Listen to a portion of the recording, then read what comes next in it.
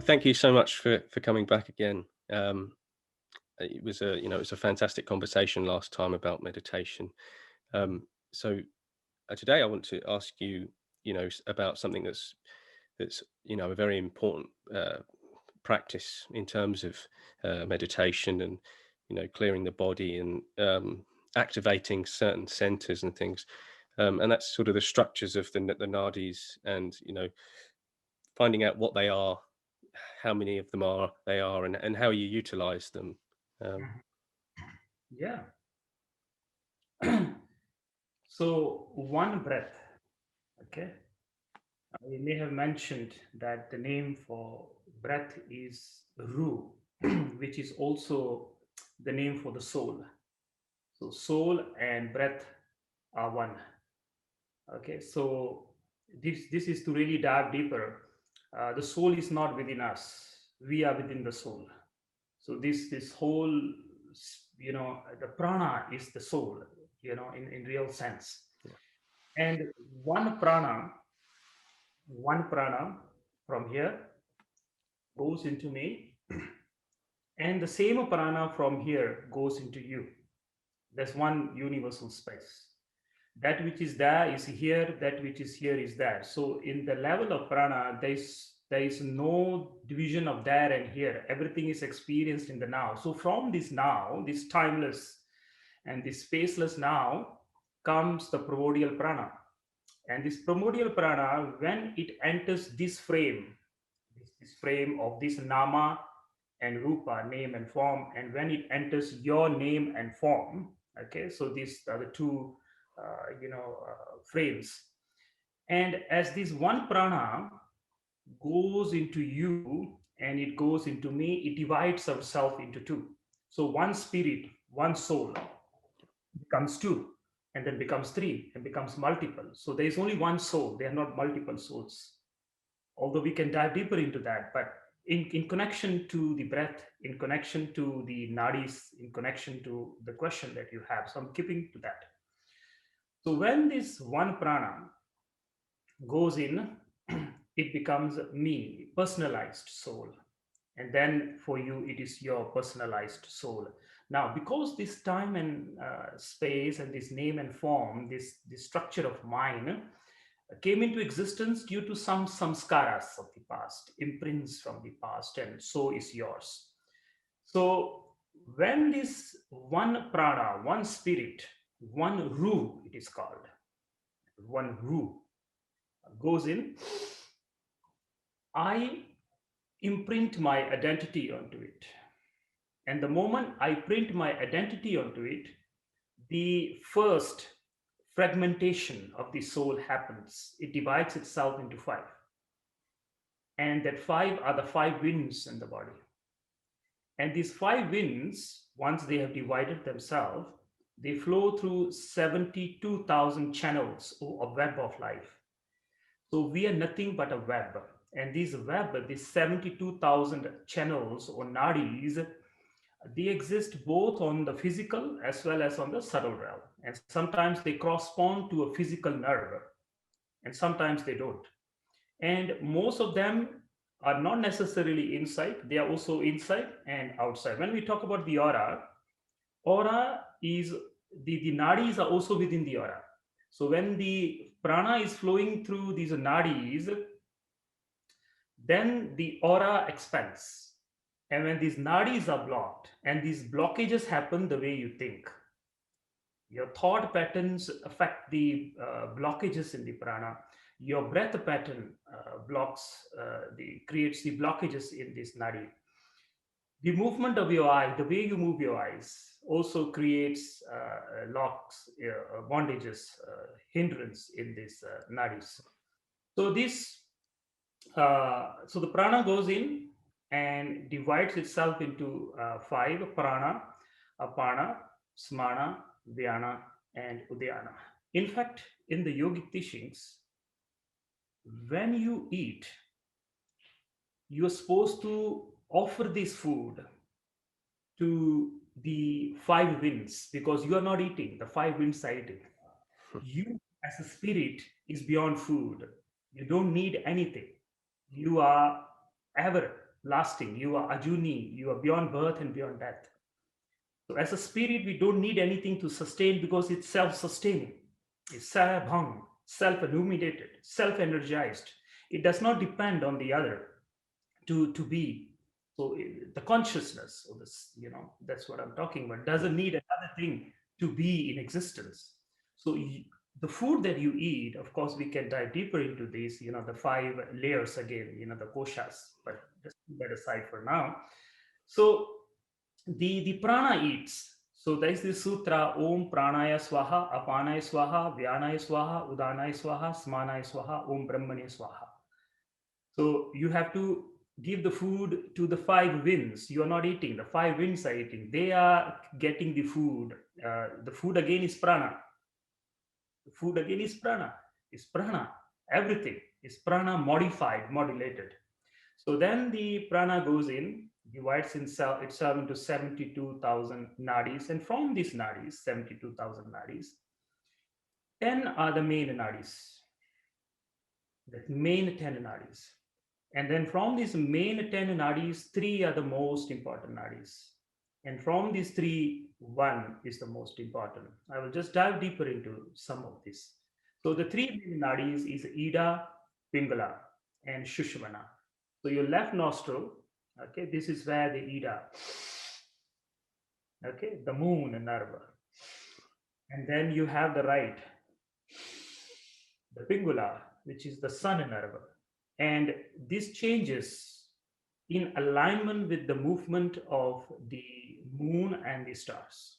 Sorry, the moon and the sun. So the sun, the movement of the sun changes this. And according to the old time frame, it's called pahar. So 4 pahars of the day and 4 pahars of the night. Total, there are 8 pahar of 24 hours. We call the 8 pahar. And every 1 pahar, which is around 3 hours, left nostril shifts to right, right nostril shifts to left. And because this is shifting, now again, this is in alignment with the sun and the moon. So the way the sun and the moon, the waxing and the waning, all that contributes to the shifting of the left and the right. So this is your sun and the moon. So whatever is there is inside you. So you are a whole being now. You're not any. Everything outside affects you, and everything inside you affects outside also.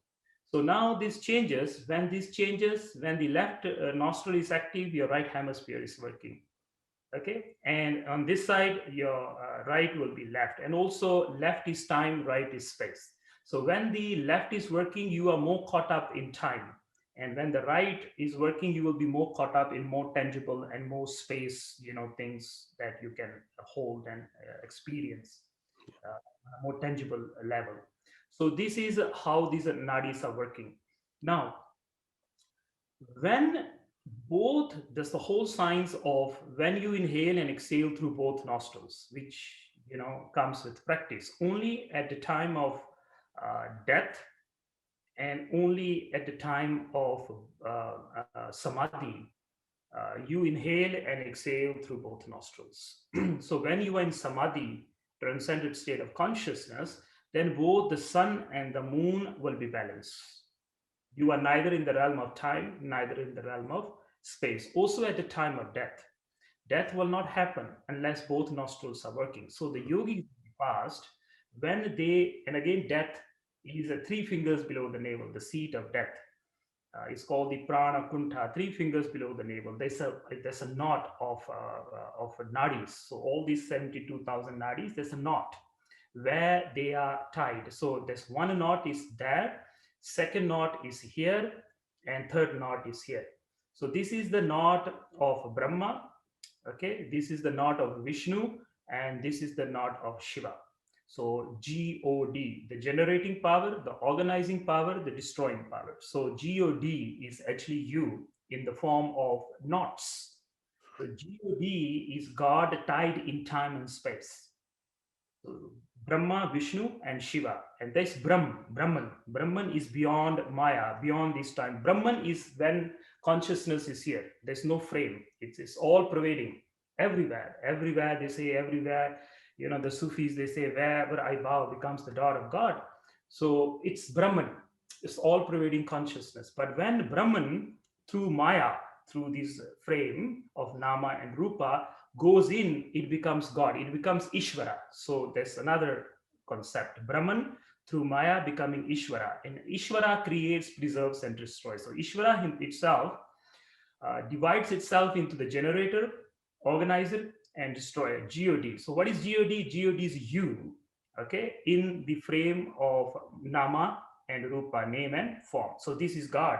This is God in confinement. You are God in confinement. Okay, imprisoned. You are imprisoned yourself at the rib cage within which God is encaged. And then the whole science of awakening God within you, awakening the self within you, awakening awareness, consciousness within you, it's the same thing. It's no difference. It's terms and from different perspectives. So now, three fingers below the navel. That's the first knot, and this knot, these knots, they develop in the mother's womb. And as you take the first breath, these knots are sealed in this time and space. Your destiny, everything is now sealed, is locked. So you're locked in it. And at the time of death, as you become more conscious of your subtle body, energetic body, mental body, most of us, we just know ourselves as the physical body. But there's a mental body. Again, mental body is divided into three: negative body, a negative mental body, positive mental body, neutral mental body. And then you have the energetic body, then you have the subtle body, then you have the radiant body, and it goes on to total 10 bodies. And now again, just to go deeper, if your physical body, okay, so the 10 bodies, if your first body, which is your physical body, is male, then the next body is female, and the next body is male, and the next body is female, and the next body is male. And then when you go to the sixth, there is no such thing as male and female. The polarity ends. Only at these first five, there's the concept of yin and yang, negative and positive, Shiva and Shakti only exist. Okay, Purusha and Prakriti, spirit and matter only exist until the fifth body. When you enter the sixth body, everything dissolves. There's no concept of two anymore. There's no male or there's no female. There's no Shiva, there's no Shakti, there's no Purusha, there's no Prakriti.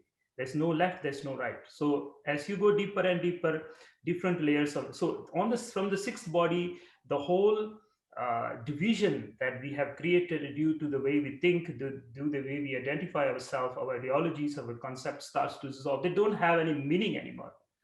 As you go deeper, all these which have such a meaning, a destiny, you have to find your destiny, you have to do this, you have to do that, all these things, you just smile at yourself, you laugh at yourself. So at the sixth body, you realize the cosmic joke, that everything was just a joke. And that's why you have the laughing Buddha, who when realized these, he started laughing, and wherever he will go, he will laugh. And people will invite him, just like you invited me today to give some, discuss something. They will invite him and he will laugh. And when he laughed, the whole sangha, or the whole people who are gathered, would also laugh. And in the laughter, they will enter no mind. Because when you deeply laugh, both nostrils work together. That's why when you laugh to such an extreme, you have water coming out of the eyes, water coming out of the nose. Why? Because all the blockages moves. So laughter, okay? Yeah. So laughter and samadhi Yeah. are the nearest. So the nearest activity which everybody, does, knowingly, unknowingly, that is closest to samadhi, which means transcendent state of consciousness, which means you and me and all that is one. At the level of laughter, you experience that directly. But the thing is that you're not aware. You're touching in laughter. In laughter, you cannot think. You cannot think and laugh. Thoughts dissolve. Your issues, your problem. That's why it's Ananda. Sat Chit Ananda. The three essential qualities of the self is Ananda. And when you extreme laughter, the laughter from the belly, and that's why the laughing Buddha has a big belly. It's not that he ate a lot. It's just that his navel was active. Yeah. Active of the first knot, the Brahma Granthi, it is called. So these knots all are connected there's a knot. And when the first breath goes in, the knot is tied, and the last breath, 6 months before, 6 months before, this knot of nadis, the knot of life, you can call it, starts to open up and open up. And as it starts to open up, all the senses start to loosen up. So your senses become less active. You smell less, you see less, you hear less. So now the knots are opening, so dismantling, and the five winds are no more in alignment anymore. And because they're no more in alignment, and then slowly, you can't walk, old age, and last 6 months. So those who are conscious, those who have awakened themselves to themselves, awakening is not to somebody. Awakening, you awaken yourself to yourself. You don't awaken yourself for others. Yeah. Awaken yourself for yourself.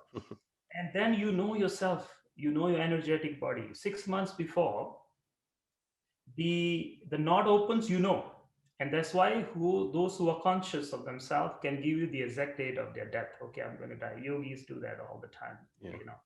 and because they're conscious. And so 6 months before the knot opens, the knot of life opens, and then as time, the heart knot opens, and then with time this knot opens. That's when you stop recognizing everybody around you. You don't know anything, you only see the world. So as these knots open, from here, when it opens from here, the realm of form disappears. Then the realm of shapes and sizes appear. For example, you will call this gong, but when this knot opens, this is just a circle. So the association of the mind with objects disappears. So the world of form disappears. Only objects, only sizes and shapes remain. If somebody is standing beside you, you see a round face. You don't know who that person is. And then as the more these knots open up and the winds start to leave you, or they become imbalanced. So physical health means the winds are totally balanced. They're flowing in alignment. And as you age and as you become sick also, ill also, illness is what? When these five winds are not flowing freely in this nadis, 72,000 nadis. Now, so at the time of death, you experience the dissolving of the world of form. Then you enter the world of shapes and sizes. Then, as the more knots open up, you enter into the realm of colors. So you only see colors. And even children, when they are born, that's where they start. They start with shapes. So that's why the first game or the first thing we gave to the children is to fit the shapes and sizes. So they only associate the world with shapes and sizes. Then the world of form, then they start associating the shapes with a certain concept. We tell them, oh, this circle now is a sun. Okay, this rectangle now is a table. So that's how we contribute. We bring them out. So first, children only see black and white, and then they come into the realm of fragrance. They smell the parents, and then they see colors, and then they see shapes and sizes, and then they go into the world of form. So at the time of death, you return back to the same thing. You go back to the same experience of no mind, dissolving of the mind, and opening up of the winds. And then towards the end, you go into the realm of colors, and then you go into the realm of frequencies, the realm of Shabad or Nad, where everything is just a frequency. So all they experience at that time of the death is experience. And this is the same experience when you go into Samadhi. Samadhi, when you go first, the world of form disappears. You see start, the association with shapes and sizes dissolve. And then in your inner mind or the inner chitta or the inner awareness, you see shapes. And then some of us, we would see colors, blue color, green color. So those who meditate, these are the things we see. What we're doing, we are going into the most subtle existence. Existence in most core does not exist the way we are seeing it. This is how our time and space, our this name and form have been created to see. This is not the reality. That this is how we are seeing it. Reality. The animal kingdom, they see differently. The bats see it differently. The ants see it differently. The bees are seeing it differently. So who's seeing is the real seeing? We don't know. So this is the way our time and space, our name and form have been, molded in such a way that we only see what we need to see. So as we go into these deeper, as the winds and the nadis, that the wind starts to release, we finally go into the realm of frequencies, the realm of nad, where according to the yogic teachings, 8.4 million sounds are heard. And what is this 8 million for sounds? These are the sounds of the entire existence. Imagine the sound of the stars and the sound of the rivers and the sound of the volcanoes and the sound of the aeroplanes and you and me talking here, all these collectively.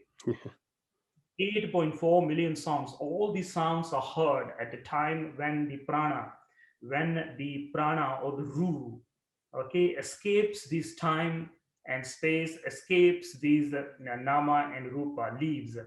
And because it has never heard the sounds, a whole fear comes into, the awareness of this consciousness that is living the body. And chances are this consciousness, as it's living, it will either react negatively or positively to this sound. That depends on the training, of that individual. So either you will be reacting negatively or positively. Now, negatively, if you react, then your frequencies fall down. You enter the lower bardos, which is the in-between space between life and death. And then if these frequencies, you react positively, then your frequencies are lifted, because now you're in the realm of frequencies. Remember, we have ended our color to the frequencies. It's called Shabad, it's called Nad, it's sound. And then you reincarnate or you enter the higher bardos. And then if you have mastered your sound, now this is very interesting. If you have mastered your sound, which means you have vibrated one specific sound to such an extreme that you, while in this time and space, have learned to uplift your frequency in alignment with that frequency. We call that higher frequencies mantras or Shabad or Nad. So that's why you chant the mantra constantly. If you go to Tibet, if you go to the Himalayan side, every person has a mala in the hand. So they're constantly trying to uplift and condition themselves to chant or vibrate a sacred frequency, the frequency of the stars, it is called. And they are uncountable mantras. So you have to find your mantra, you have to find your sound that you most resound with. And then you have to chant that mantra to such an extreme that it enters your prana. It becomes one with your prana. The frequency of your prana have to be in alignment with this frequency of the stars, the frequency of the mantra. It's called, the prana. It's the there's this concept, perfection of the mantra. Okay, it just went off my mind. So your prana, must align itself to that frequency. So you are chanting with your prana all the time. So when it is in your prana, at the time of death, when you enter the space of nad, or the space of frequency, and when you're hearing these 8.4 million sounds, now from these 8 million 4 sounds, your sound, your frequency, your star sound, your sacred sound, your mantra is also there. And if you have aligned yourself with that sound, even if there are hundreds of people talking, and because you have identified yourself with your name, if somebody calls out your name from that crowd, you still can hear that, you can still reply. So like that, you have aligned yourself to that frequency of the stars, that when these 8.4 million sounds are vibrating from these 8.4 million sounds, you recognize your sound. And because this is the realm of frequencies, only frequencies can guide you, nothing else. Only frequencies, only sound can guide you in this space. Because this is the last layer of existence. It is the last layer of the totality After that is Shunya. After that is non-existence. The first layer is from the other side is sound, and from our side, the last layer is the sound. Nad, Shabad, we call it. And now, because you have vibrated that mantra to such an extreme, it has entered your prana. Your prana now vibrates in the same frequency, your personalized, your imprint prana, which you will carry with you. And that is samskaras. Although that's much deeper, I'm trying to make it as simple as possible. And then that frequency of the stars, your perfected sound, attracts you. And then you enter the neutral mind, neither the negative mind, neither the positive mind. Now, negative mind, positive mind, you may need to be in Bardo for some time. Bardo is the in between space. You know, if you have read the Yeah. Tibet for living and dying, so they talk about that in very detail. I'm not going into that. Bardo actually means two doors, in between two doors. These doors open, this door closed, this door is not open yet. So, in between space. Some people, because of their samskaras, or the way they reacted to that at that moment, they have not trained themselves. The training perspective is called sadhana. Sadhana means sahadhana, to find the treasure in your breath, which is the alignment of your prana to the alignment of the stars. So you are in one frequency. Now, they get stuck in the bardo for long, long, long, long time. And if you react positively, okay, you are neither in the negative mind, neither in the positive mind, then that sound, your perfected sound, your perfected mantra, which is in alignment with your collective prana, your murat, it is called, your form in its most subtle form, is attracted towards it, and through this bardo, the sound current guides you. And either you will reincarnate as a human, or you may reincarnate into higher life forms, or you may reincarnate into some higher planetary system. There's another big science behind it. So that you are what? You are just the breath. And what is breath? Breath divides itself into five winds. Prana divides itself five winds, and it flows through the 72,000 nadis. You adjust the flow of five winds. That's it.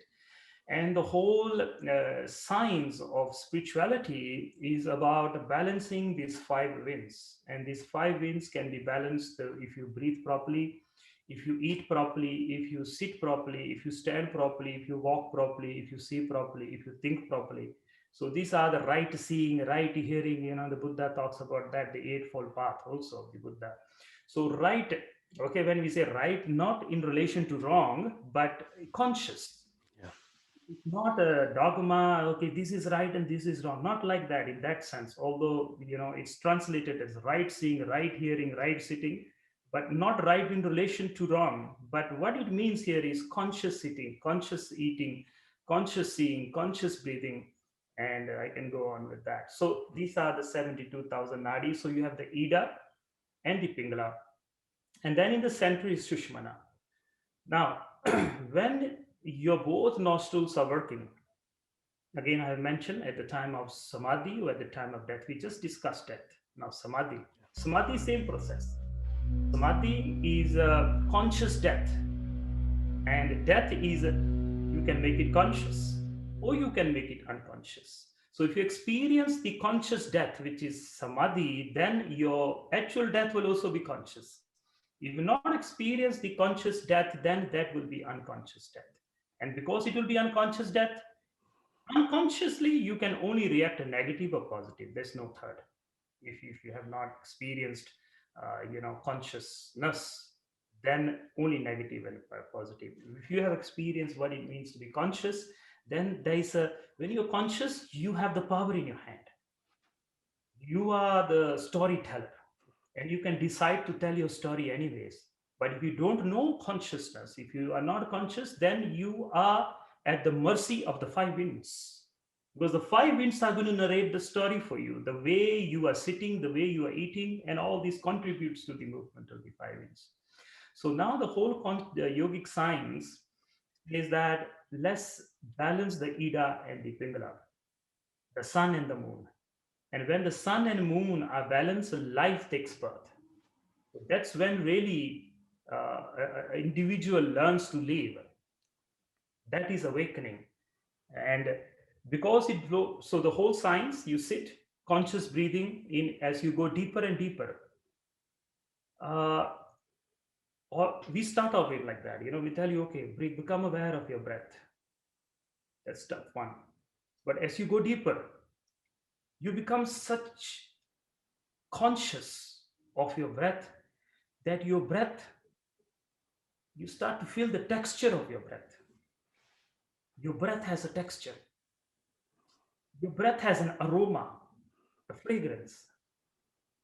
Then your breath has an element.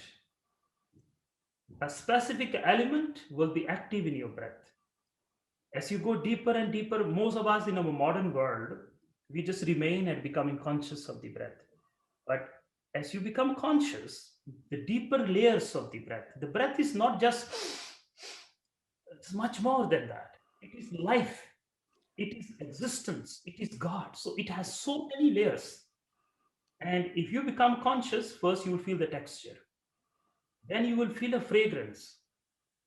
The fragrance of your breath changes each time. The fragrance or your thoughts or your senses, again, how sensitive you are, your sensory space awakens.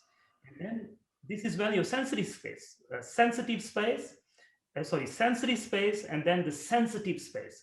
So ordinarily, we are only aware of our sensory space, and sensory space is limited. There's only a specific thing that you can see and hear and smell. You cannot go beyond that. The dogs see more than us, the dogs hear more than us, but we have a limitation. Okay, although this can also be expanded upon. Now, when you become conscious of your breath, texture, fragrance, and then element.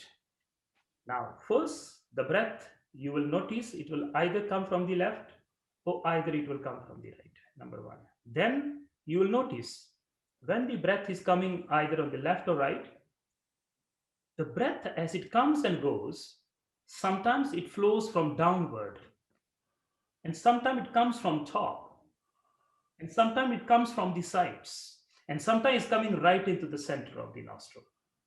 Now, if it's coming and going from below, that is the water element. Okay, right? One side is fire, one side is earth, and one side is air, and in the center is akasha. So these are the five elements. They infuse themselves into your soul, and then they become part of you. So now these elements decide your behavior, decides your personality. And this keeps changing. And because they keep changing, your personality, your emotions all keep changing. So there's nothing here. There's nothing here. Mhm. All is here. All is the breath. Yeah. Only the breath. If you know your breath, you know everything. And if you don't know your breath, you know nothing. That's a whole deep science, just of breath. What element is active, and how which emotion relates to that.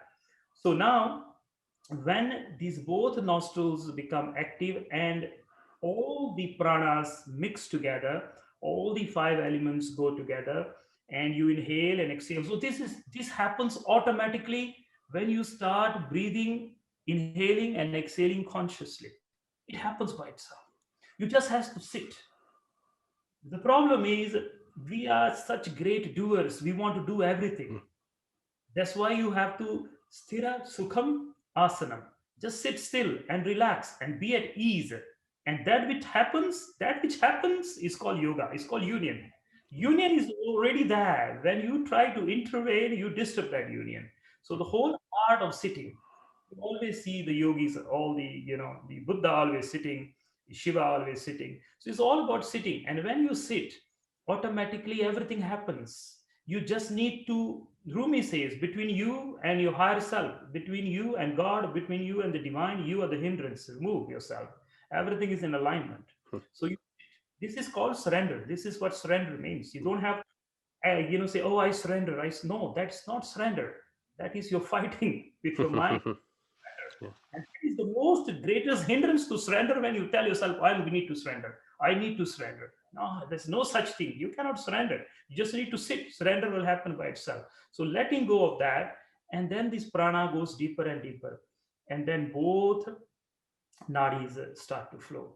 And when both nadis start to flow, the both nostrils, left and right nostril, starts to flow, then the Shushmana nerve, usually translated as the spiritual nerve or the soul nerve. And in Sanskrit, it is known as Shushmana. Shushmana comes from the word sh, mana. Mana means mind. So Sushmana means shh, quietening of your mind. Mind automatically quietens without your interference. That's simple. The mind quietens the moment you just become aware of your breath. That's it. But you have to sit to such an extreme, and you have to just not allow the narration to color the breath. Okay, much deeper. Coming back to our conversation. So then the Shushmana opens. The mind becomes quietened. When the mind quietens, the nerve, the spiritual nerve, the central nerve activates, which is in all these nadis that I'm talking about, although they correlate, in the physical body, but they are in your subtle body, or they are in your energetic body. And when the Shushmana opens, when the Shushmana for the first time opens, there's a vacuum.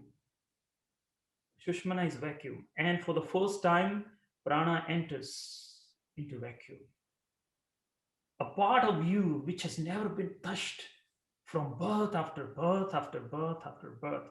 Since the beginning of Big Bang, there was a small part in you which remained in vacuum, which carried the exact DNA or the story, the code, the primal code of existence is right in Shushmana. Shunya, which is emptiness, which is totality in its most void form, non-existence. So you're carrying non-existence there. And then your soul, the prana, for the first time enters because your mind has become quiet. And then the prana flows down and it touches the seat of the Kundalini. Kundalini, Kunda means tight like that. Kunda is like that, tight. Everything is tight. And Lini means to bloom. So the bloom out of your tightness is called Kundalini, awakening of your Kundalini. And suddenly everything is, you're relaxed for the first time ever. You have never experienced that relaxation, that simplicity of existence. It's nothing about, there's no lights, it's not most of the time we associate Kundalini awakening with the visions. All that is hallucination. It is just so simple. Just you for the first time realize that you are independent. You still exist without your narration. For the first time, you disidentify yourself totally with your entire history from the beginning of the Big Bang, and you become that which was before the expansion, or before the creation, or before the existence, or however you want to put that. And they say that that energy of the self, the Kundalini, the lotus blooms, and it travels up. A yogi enjoys ecstasy. So the Prakriti perspective, that matter, a lower self or Shakti, is touched, is kissed by Shiva, by consciousness, by Purusha, Prakriti and Purusha. And Purusha is coming all the time. The Purusha is coming all the time through the breath to give you a kiss. But the Prakriti, Shakti is shy. She's hidden. She don't want to come out. Then the Purusha, with the consciousness really puts an effort, and then it goes in, and the bridegroom goes in. That's how it's explained. And then the bride who is hiding, who's shy, the bride, the Cinderella story is actually the Kundalini, The Rela come from the primordial name is Kundi, Sundi, Sindi, and Rela. Okay, I have given a very beautiful explanation of these house, the Cinderella, and how maybe in the future I'll share that with you. It goes Yeah, yeah, this. So these primordial stories in all the ancient civilizations all hint.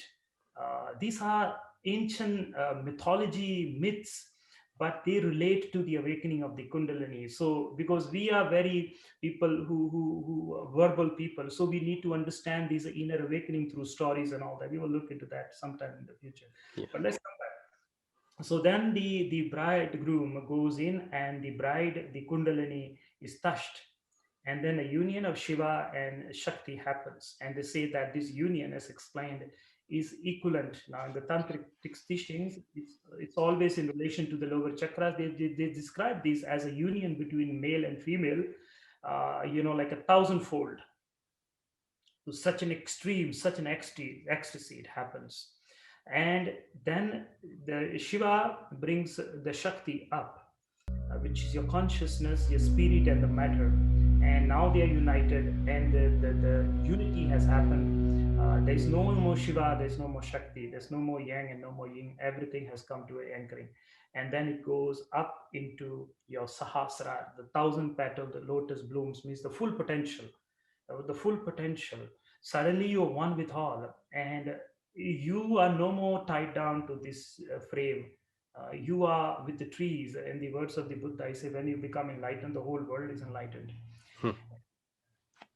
And then, very important, as it goes there, and then there's a secret door.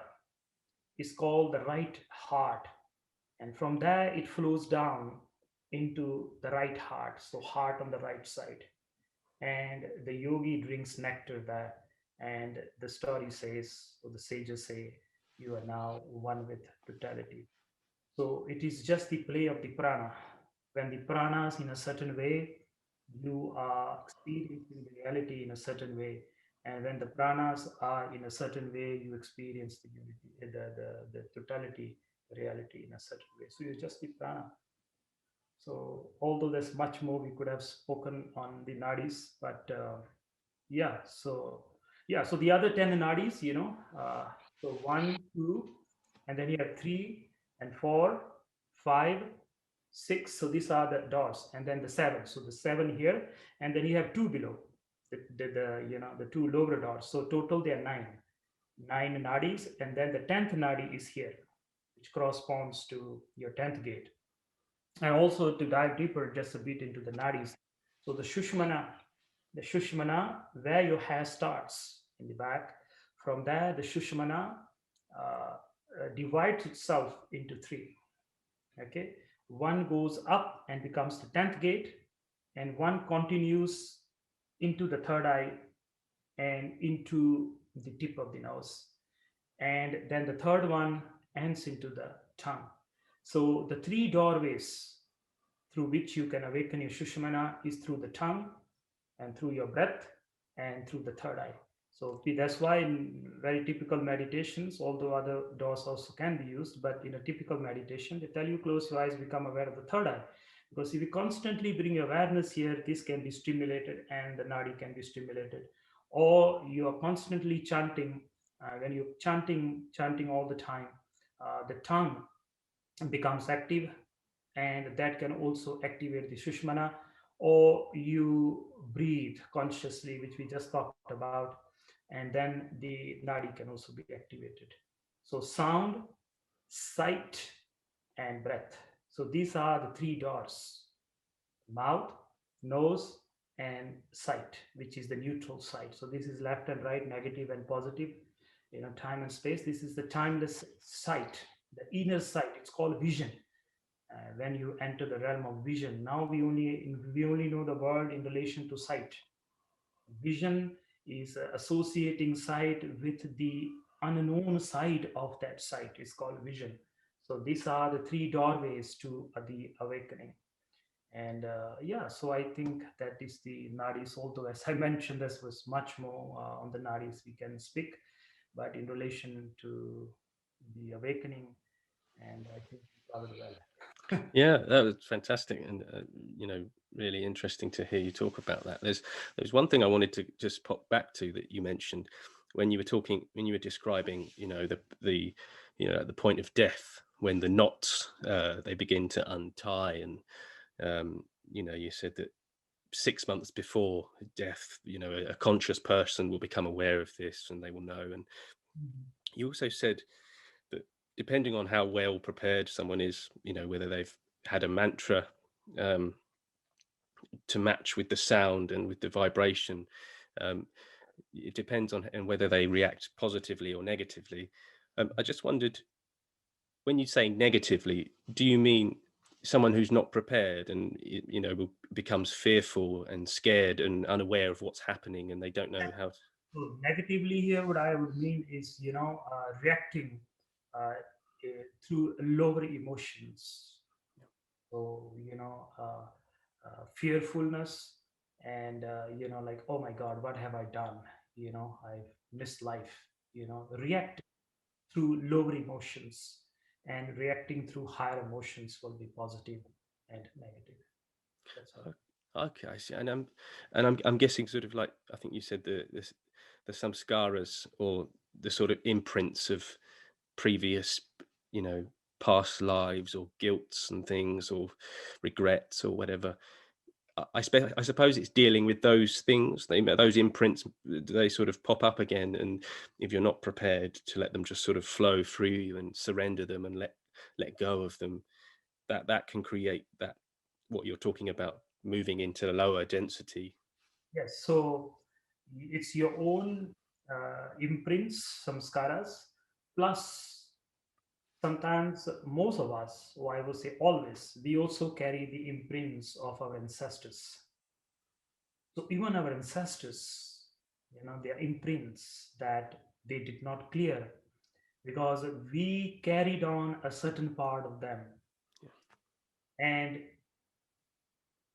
we also have their weight on us. So there's also a system where they say you have to free yourself from your ancestors. So if you look at all spiritual tradition, there was this whole part where they will, do ancestral releases as well. So there's a whole system of releasing your ancestors' imprint on you. And although there are many ways, one of the best ways to release the ancestral weight on you, which you carry with you all the time, and which is part and parcel of existence. When you are gone, the people in front of you, they will carry your weight to a certain extent, because when you leave, you still leave some imprints of yours on this layer or this existence. Although it's like, you take your hand and you put it on the mirror, although the hand leaves, the imprint still remains. So that's how the existence is. We need a certain frame before the total frame can be built upon it. So we are carrying our ancestral imprints. So that also has to be released. One of the best way to release that is again through sound. So if you can really vibrate the Naad, the Shabad, you have uplifted your frequencies to the frequency of the stars, the frequency of the mantras or the sounds of the stars. That's how I translate mantras as, or free sounds. So the sounds that we speak are limited sounds, are conditioned sounds, but then they are free sounds that was heard when individuals became free. And those we call mantras or shabad or naad. These are the other terms used for that. And when you vibrate to such an extreme, you free yourself from the imprints of your ancestors. So you carry the load, not just your load, but you also carry the load of all those who have walked before you. So you have the weight on you of the entire lineage of yours, ancestors of yours. So that's the weight we are carrying. Yeah, absolutely. No, that's really interesting, because I've never really considered or thought about those things.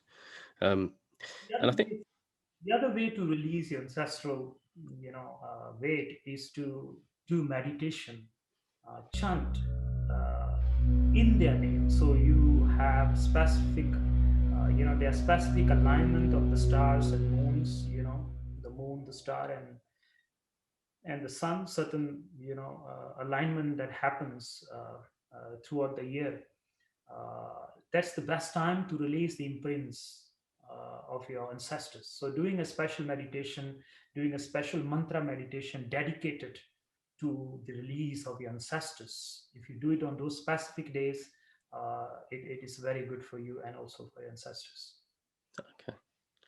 Yeah, and there was something else, you obviously, coming back to the point you made about the mantra, and you emphasized aligning that with the sound of the stars, or as I interpret that, when I meditate, I often sometimes see vibrant colors, sort of rainbow like colors, but also the sound I hear, um, it does become a very nice, subtle, sort of thin vibration, and the more you sort of tune into it, it gets less dense, and it's, really, I suppose it's quite, it's a euphoric sort of feeling as you're within it, and you begin to forget yourself. I guess that this is that sound, and the more. So there are 10 layers to these inner sounds. So there are dimensions beyond dimensions. It's not just one sound, it's dimensions beyond dimensions. There's a beautiful sutra, Patal na patal, lak agasa agas, odak odak kapal thakke, Ved kahan ekvat. There are dimensions beyond dimensions, realities beyond realities, and worlds beyond worlds, existence beyond existence. And so, as you dive into any of the five senses, okay, through sight, through smell, or through mantra, through hearing, all these doors can also be used. So there's this whole system of using hearing, the right hearing, it is called, and or neutral hearing, it is called. It's called suniya in the original language. Suniya, Siddha, Pir, Suranat. When you know how to hear neutral, you become a master. You become a siddha, you become a perfected sage just by hearing. So, neutral hearing, non judgmental hearing, that will be another beautiful translation. Non judgmental hearing. When we hear ordinarily, we always have some idea about that and we start relating with that. So, we never hear the completeness of that. We start to color it with our understanding of it. So nobody have ever heard anything, and those who can really hear, they can transcend time and space. So when you sit, one way is to become aware of the breath, which we just talked about. But then ears can also be used, and I can go on, but just since you brought out the ears, so you hear, just hear. You quieten yourself through breath exercises, and then you quieten yourself through the sound, a mantra. You chant it for 1 hour, 20 minutes, 15 minutes, whatever. And then you sit. Because when you have been vibrating a very positive sound of the stars, it automatically awakens the sound of the stars within you, the sound of your existence, the Yeah. sound of being, the sound of silence. Then you sit, you have created. Now, mantra chanting is not just chanting, chanting, chanting. You have to chant and then you have to listen. You have to chant and you have to listen. First, you are chanting a mantra, you have to listen to the mantra. And all your awareness should be in the sacred sound of that mantra. And then when you stop vibrating it, then that mantra, that churning, it is called the churning of the ocean. You're churning it. And then once the churning stops, the effect of the churning continues in the subtle body, in the energetic body. And then you hear. Now, the sages of the past, they say after chanting, always hear through the right ear, not the left ear. The secret is always heard through the right side, through the side of the Surya, the sun, the light. Because moon is always waxing and waning. You can also hear from this side, but more effort will be needed. Sun is stationary, Surya is stationary. And then you hear through the right side.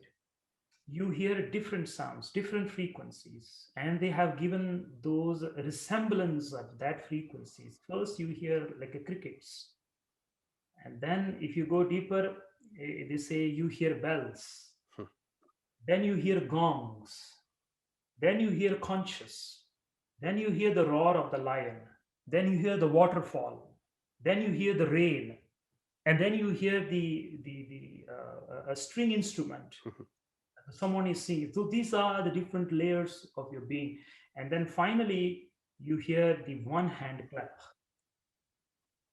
or the soundless sound known as the anahadnad, the unstruck sound. So then same thing happens. So either you go through the breath or either you go through hearing. And then also there's a way to go through the eyes as well. And that is seeing. So you see colors, as you mentioned. And then you more, and the colors that have you have never seen before manifest inside you. And then you keep going, don't get stuck in the colors. So these are the different dimensions and different realms that are coexisting within you and also outside of you. And then you can use the mantra which we just talked about. So all these end up in the same space, the primordial space, where you and me and the totality of one is described as Ek Oankar, one universal consciousness. Yeah, yeah, fantastic.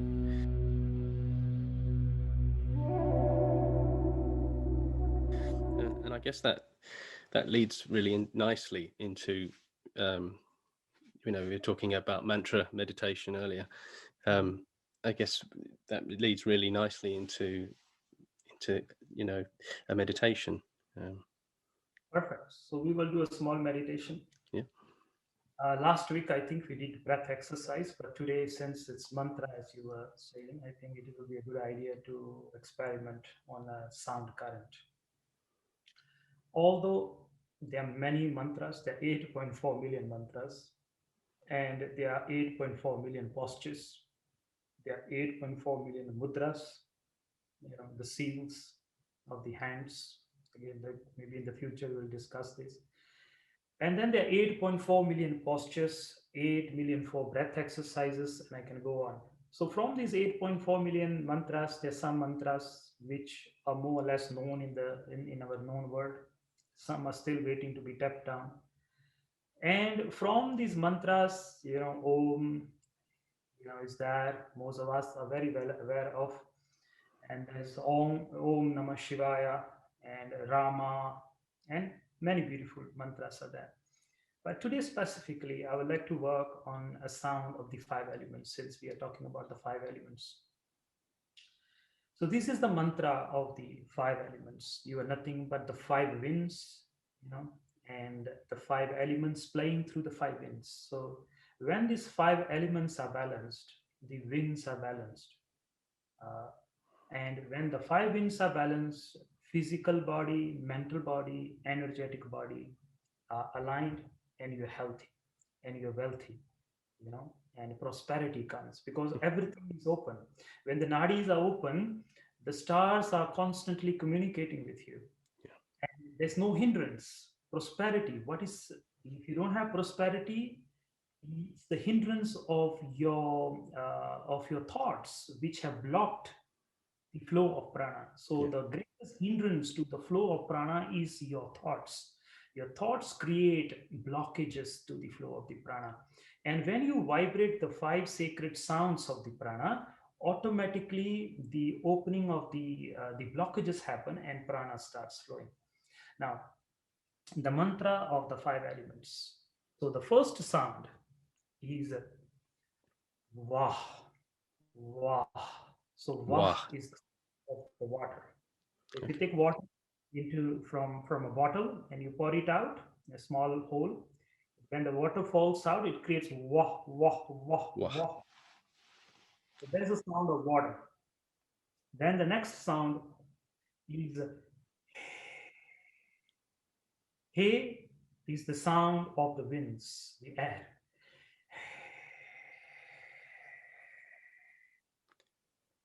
Then the sound of the earth, which is gu, gu. If you go to a cave, or if you go to a basement, or you go an underground meditation cell, there are underground meditation cells, you sit and you listen. The sound of the earth is gu,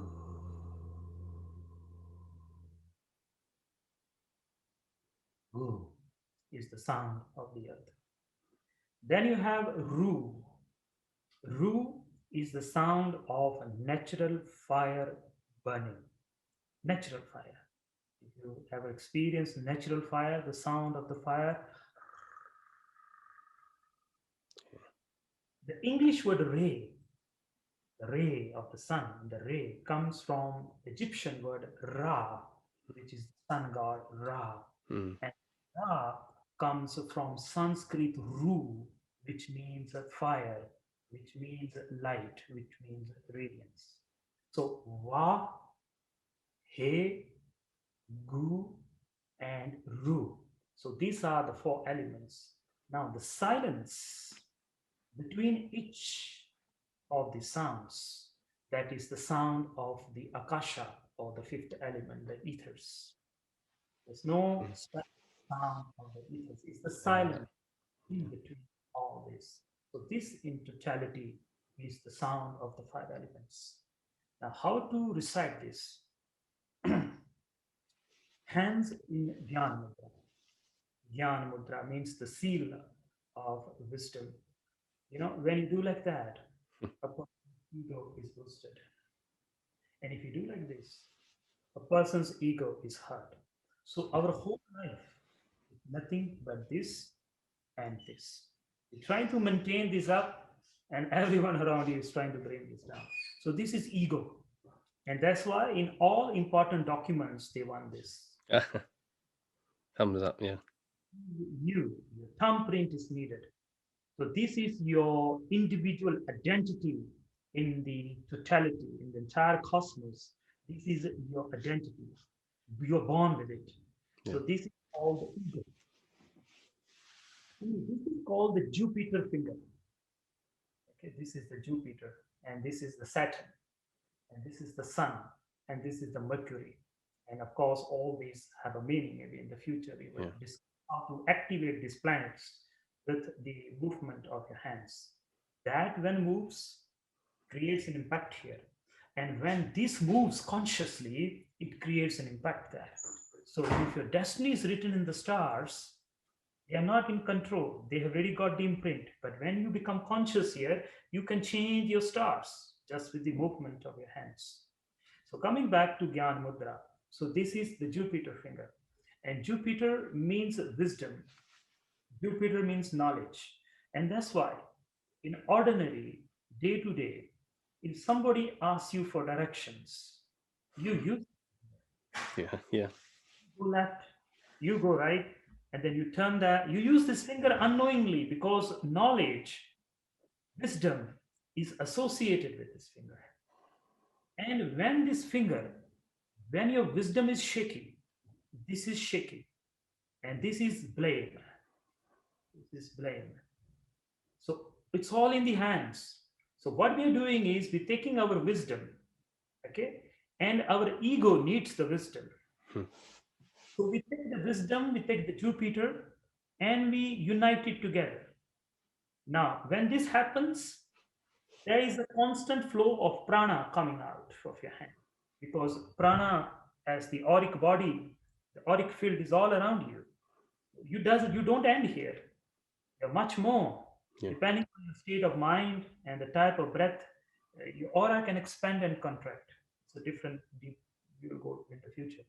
But now, your wisdom unites with the ego. The ego needs the wisdom. So a circuit closes.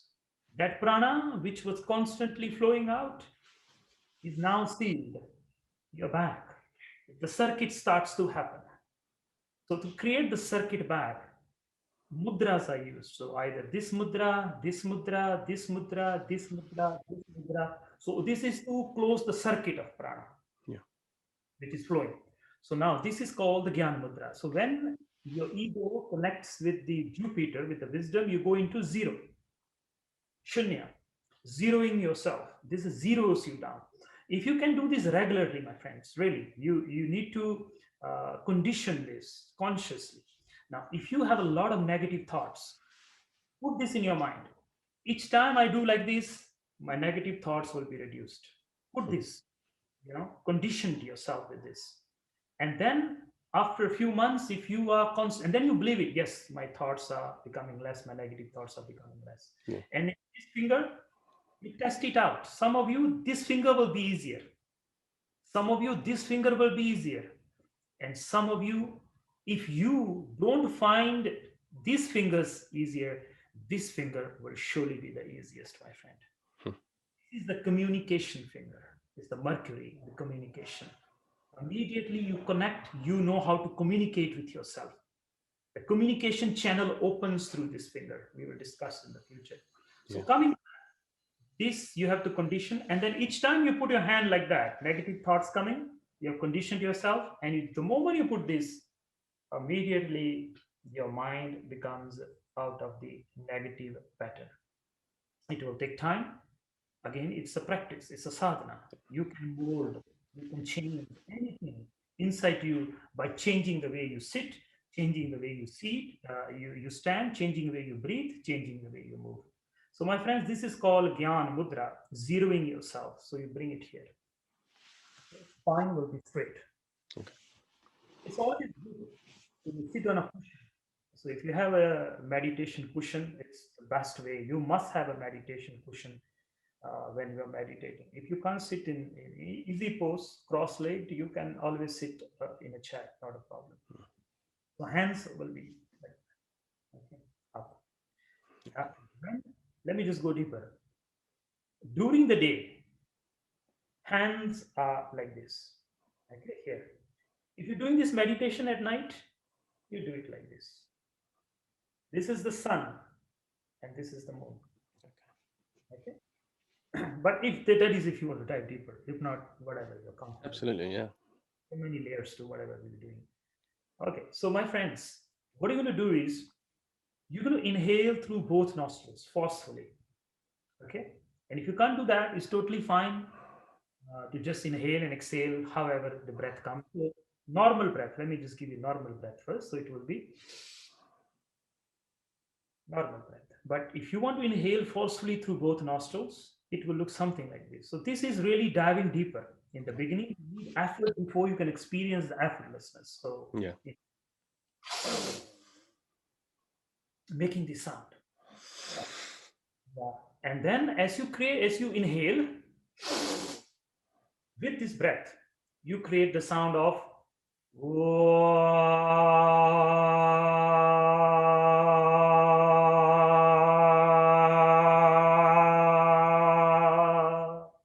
this part here vibrates. This part vibrates. So opening up of this channel. One more time, let me show you. Look at me, but the sound, I will give you the projection of the sound.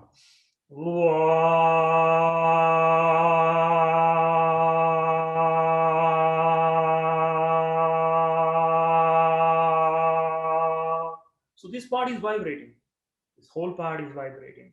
And my va is coming out of the throat, the back of the throat, not the tongue, the back of the throat. The way to have impact of your voice.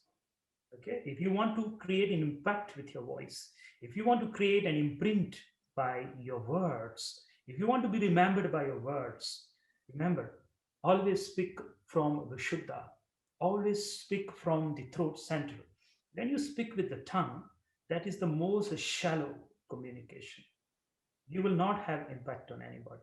When you speak from here, then the impact, knowingly, unknowingly, your sound current, you as a sound will take birth and you will create an impact on the others. So this is called conscious communication, impactful communication, when you use the sound from the back of your throat. You see the way I talk now? So that when I spoke like that, immediately you had to listen. When I speak from here, unknowingly you had to listen. Unknowingly you did it.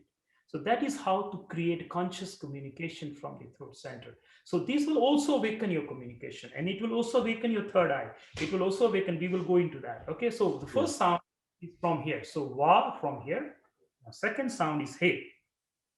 Hey sound is from here.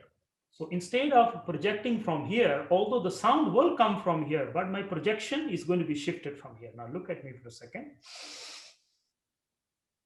Hey.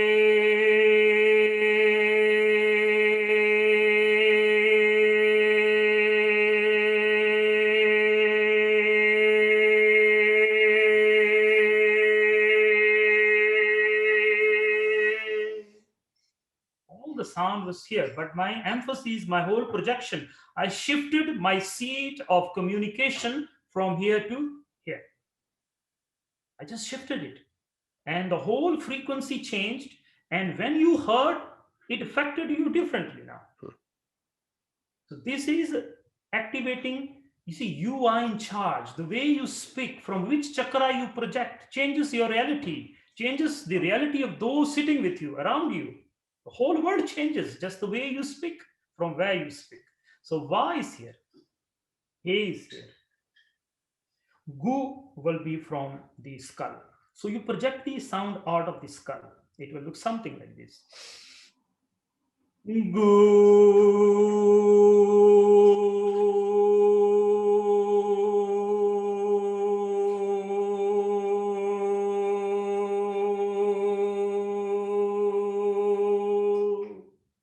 So my whole energy, the emphasis now has shifted here. As awareness, I have brought myself from here to here and to here. And now the Ru is in the spine. So what I do is my sound, I'm projecting it out of my spine. Okay. And I'm just going to use my hands to give an example from where the sound is coming.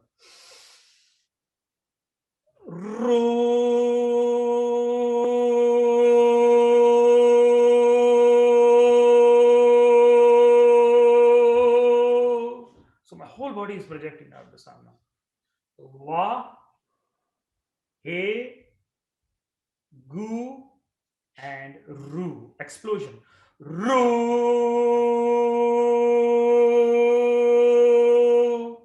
If you chant this correctly, after the third chant, your body will start to heat up. And that is how the whole mantra starts to create a shift in the elements, the shift in your the five winds. So I'll show you once the whole procedure without moving my hands, but you look at me and you see how the different parts of my body starts to change, and then we will do together.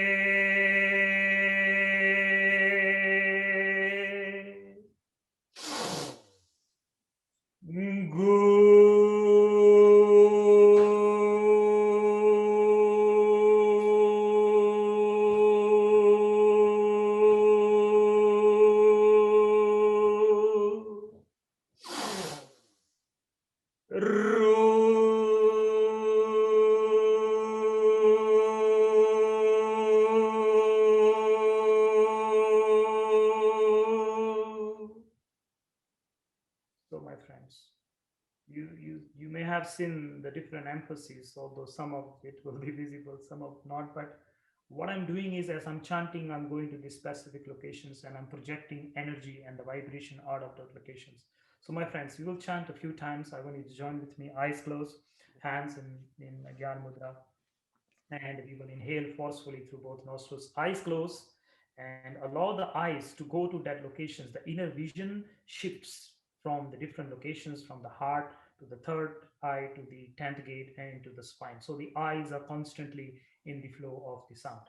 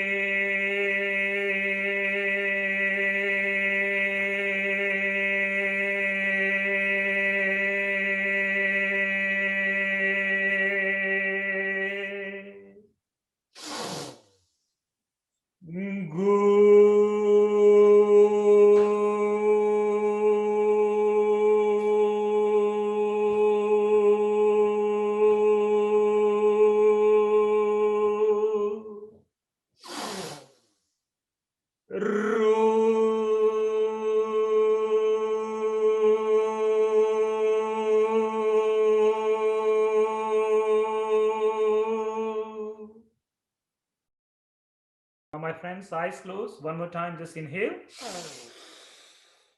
and hold the breath now. Close the mouth, close the eyes are closed. Mouth is closed also, and you're holding the prana, you're holding the breath inside you. Don't move. And I want you to tense your forehead, tense your eyes, tense your skull. Hold the breath. Don't move. Hold the breath. Lock the breath in it. And also tense your navel in and up. Hold and lift your heart center if you can. Lock the prana so that knots in the specific parts of the body can be unlocked. And again, my friends, through the nose, exhale. One more time, inhale. And you hold the sacred breath and navel in and up and lift your heart and tense your eyes, tense your forehead, tense your skull, and just hold and hold only the specific part of the body. You are tensing them. And as you hold the breath, your eyes, your forehead, your skull, and the back of the skull, and exhale, my friends.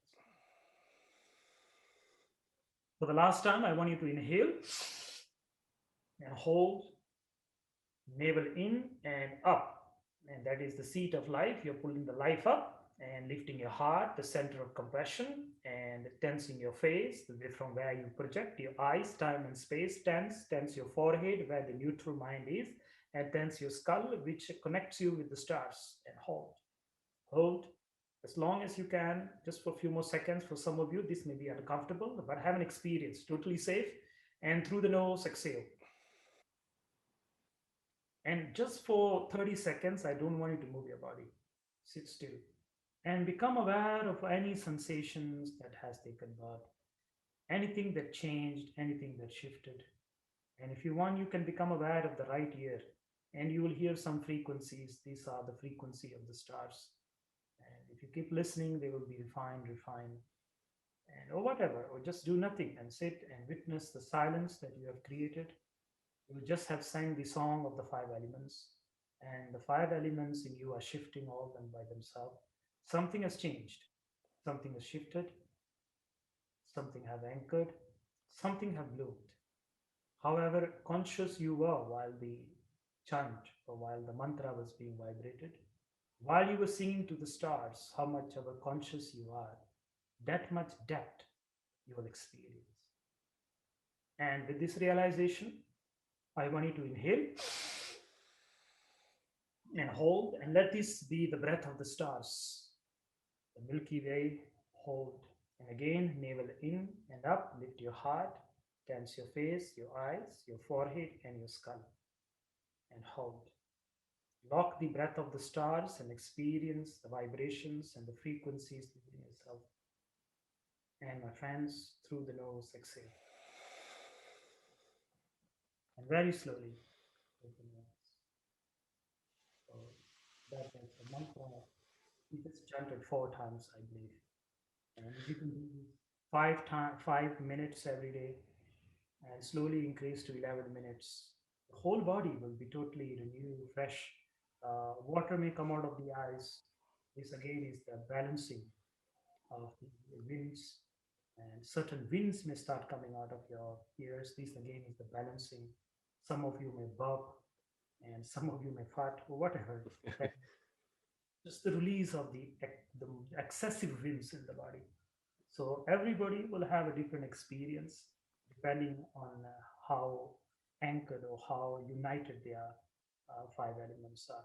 And if you keep chanting this way to have a full experience or in-depth experience of this will be to at least chant or do this meditation for 3 or more months. Usually take 3 months for the repatterning of the whole winds in the body and also the repatterning of the biomemory in the body. So you have to give it 3 months time.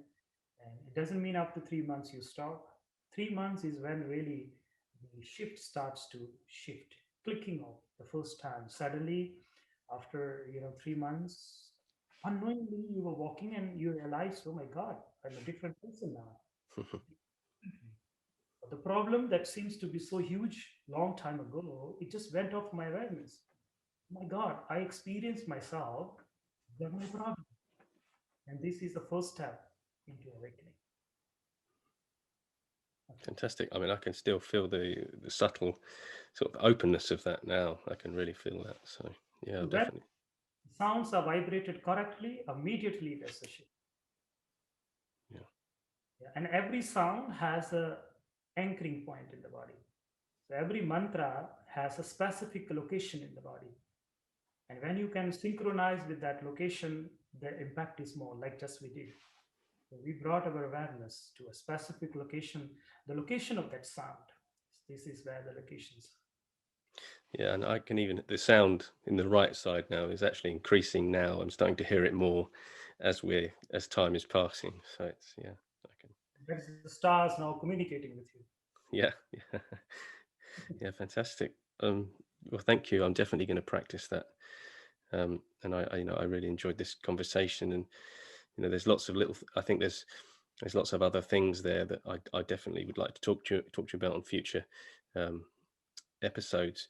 Particularly, you're talking about Cinderella and certain stories that relate to Kundalini, and also to perhaps go through the mudras, and the other things you were talking about, mantra, the other, you said there's 8.4 million, but and obviously we're not going to go through all of those, but hopefully we can talk about those and get some context on those and develop those further. Sure. Blessings to you. Thank you very much. I really appreciate it. Blessings to you. Thank you for your time, and thank you for being the avenue through which the wisdom of the stars can be shared with humanity. Thank you very much. And thank you for teaching me too, because I'm learning all the time. So thank you very much. Beautiful. That is the first qualification of a seeker who always stays in the state of learning. And because how much ever you learn, still you have learned nothing. Compare yourself with the wisdom of the cosmos. Nothing. Yeah. Beautiful. Blessings to you, and blessings to all of you. And yeah, may the universe bless all of you with health, wealth, and prosperity. And the highest gift, and that is the gift of your own sacred sound, your own mantra, your own Shabad, which you are here to find and vibrate and uplift yourself. So, blessings to you, and Happy New Year to you, and to all those who have sat with us today and meditated and inhaled and exhaled and vibrated. Thank you very much. And I look forward to speaking to you again next time. Thank you.